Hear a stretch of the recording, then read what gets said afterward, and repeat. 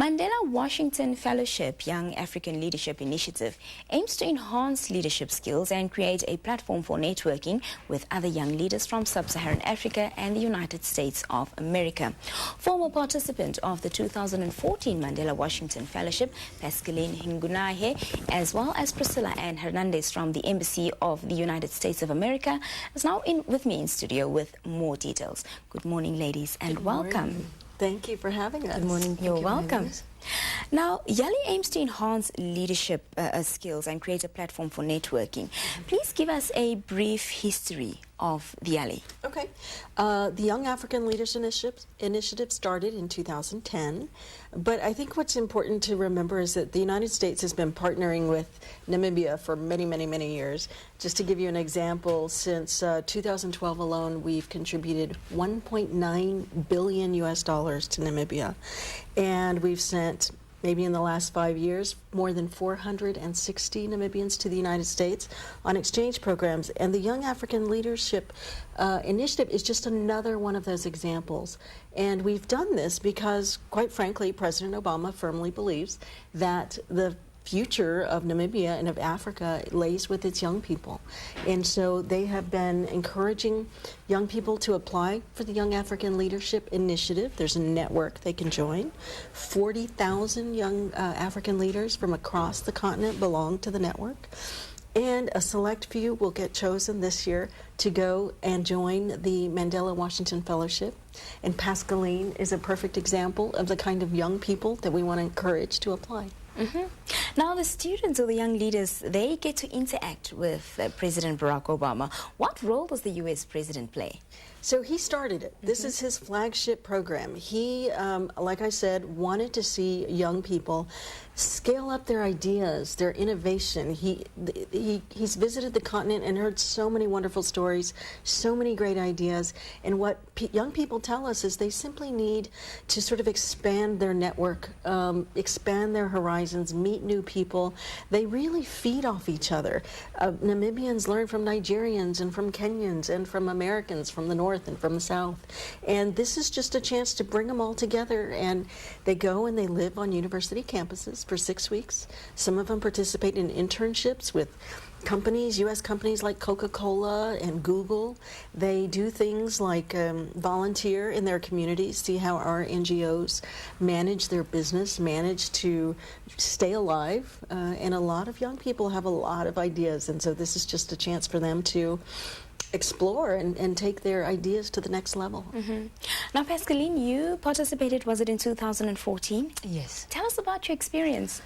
Okay, so the experience is definitely a very exciting one. I was really excited. It was my first time, so like Ms. Hernandez is saying, it's really just an opportunity to get there and enhance your abilities as a leader. And for me, it was really amazing. The fact that you could have fun and learn at the same time was really amazing.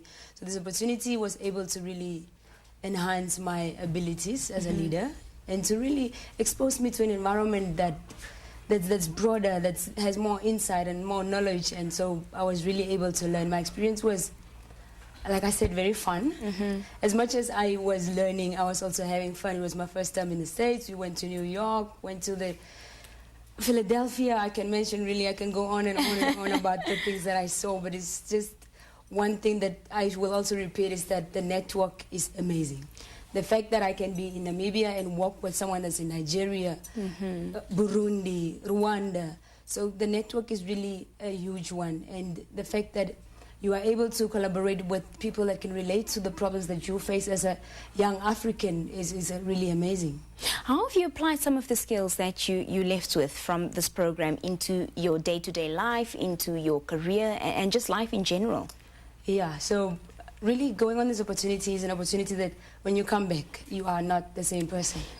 That much I can say that you are not the same person. You are someone that is more enhanced. You really want to now put back what you learned from that side. You want to give it to the next person. So I would say I was able to really implement projects that were impactful. I was able to bring back what I learned there, impacted to other young people, impacted to the organization that I work with, the organization that I co-founded. So basically, every skill that you learn on the other side is something that you really want to come impart within Namibia and really do impactful work within the communities that you work with. Now, leadership skills seems to be the pick of the program. What are some of the leadership topics that are covered? Okay. Well, there are 3 different tracks that a young person can decide to pursue. Public management, which is civil service or politics, somebody who's really interested in doing something on that level. There's business and entrepreneurship, which is also, again, matching people, taking their business ideas to the next level. And we also have civic engagement, which is designed for people who are maybe educators or work with the media or work at an NGO. Maybe they're interested in children's projects. Paskaline is very is not being boastful, but one of the things that the young people that came back did was they traveled around Namibia. They went to Katima Mulilo, and they went to Ongwediva and Oshikati and Keetmansroop, and they just sort of took what they learned and shared it with young people who don't consider themselves leaders yet. But when they join a program like this, they realize leadership is internal. We don't define it. You decide what it takes, what you need to be a leader in your community, at your school, in your club. We're targeting people aged 25 to 35. So as you can imagine, the people in that age group, where are they excelling, or where are they wanting to do more? And what do they need? What do they need to learn? We had one of the Mandela Washington Fellows said she learned to introduce herself better. She learned her elevator pitch, right? Elevator pitch, very important. Is it? Because you only get 5 minutes to probably talk to the president of the United States of America. You've got to make it impactful. You've got to make it impactful. What are you going to say to him that's going to make you stick to his mind and mention you to say that Paskaline is doing impactful work in Namibia and it's uplifting communities within her country? So you need to be on it. You need to be a leader that's really on point. On point. Where can the young people that are interested in this program get a hold of you? They can definitely go to our U.S. Embassy Facebook page as a start, because we will have all the information, all the links, all the helpful hints. But for the next, we're on a countdown now. Okay. So there are 9 days left before the deadline of November 11th to apply for the Mandela Washington Fellowship. They can come to the American Cultural Center. We will have, for the next 3 days, from 4 to 7 p.m., we will have workshops tailored to help them apply. There are essays that they need to write. They're very short. They're not very long. So again, you need to be on point and concisely tell your story. It's an online application only. But in the workshop, we go over things like, when you get to the interview stage, how do you sell yourself? How do you in an essay, we have an English language fellow who works with the young people to figure out how to say what they want to say in such a way that makes them memorable. Much of the selection process is going to be done in combination with some people in the United States as well as some alumni.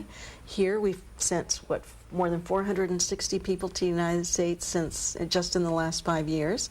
And so these individuals know what it takes to be successful on an exchange program like this, and they will help us go through the applications. And then there's an interview process, and the American Embassy officials will go around, travel around the country, and interview everyone who's interested in this program.